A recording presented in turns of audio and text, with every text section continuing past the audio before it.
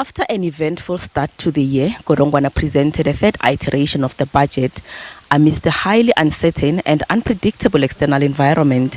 National Treasury says compared to the budget presented in March, this budget reduces anticipated revenue and spending.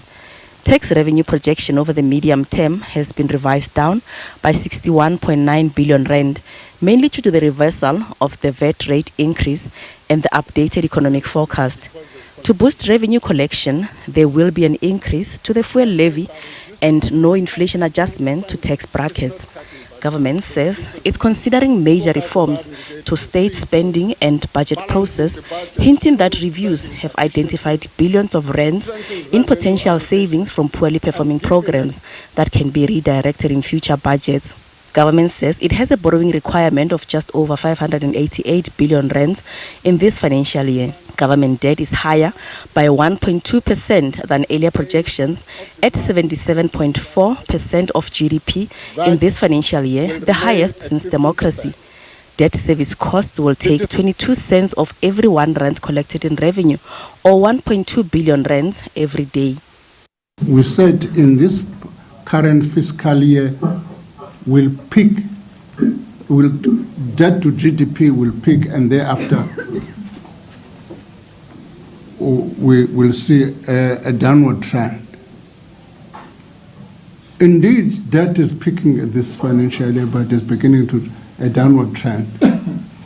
And the higher number than the 12th of March at the moment is occasioned, mark that point, by the change in the GDP number, because debt is sensitive to that number.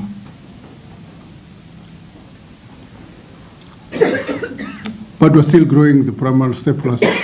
The deficit is also declining as well, showing in the numbers. The deficit is also declining. Experts believe the budget will likely be acceptable to, amongst others, the GNU partners. The absence of any tax increases, and as a result of that, we're seeing some cuts in expenditure, but not significant. And over the 3-year period, National Treasury seems determined to contain the overall increase in expenditure, but of course, paying significant attention to boosting tax collections. Some say government's commitment to fiscal consolidation will likely be acceptable to rating agencies. The rating agencies initially said that because we have better growth prospects and more political certainty, they were looking at South Africa in a more favorable light. Now, over the last couple of months, we've had a bit more political uncertainty, more global risks coming through, and I would say that the medium-term growth forecasts have come down a notch.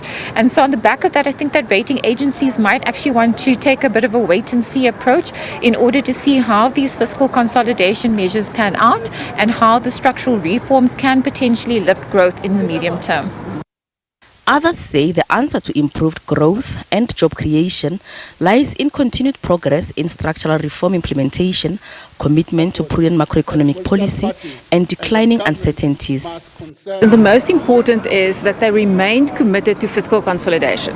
So the debt GDP ratio still peaks this year and then gradually declines. And they were again very pragmatic in terms of making small adjustments to various revenue item lines and spending item lines.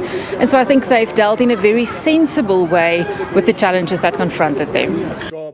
Government plans to spend just over 1 trillion rand on infrastructure over the medium term. It says the majority of the funds will be used to expand power generation capacity, upgrade and expand the transport network, and improve sanitation and water services. National Treasury says it's also making it easier for the private sector to invest in infrastructure and setting the right incentives to boost investment in infrastructure. Gloria Musi, SABC News, Pretoria.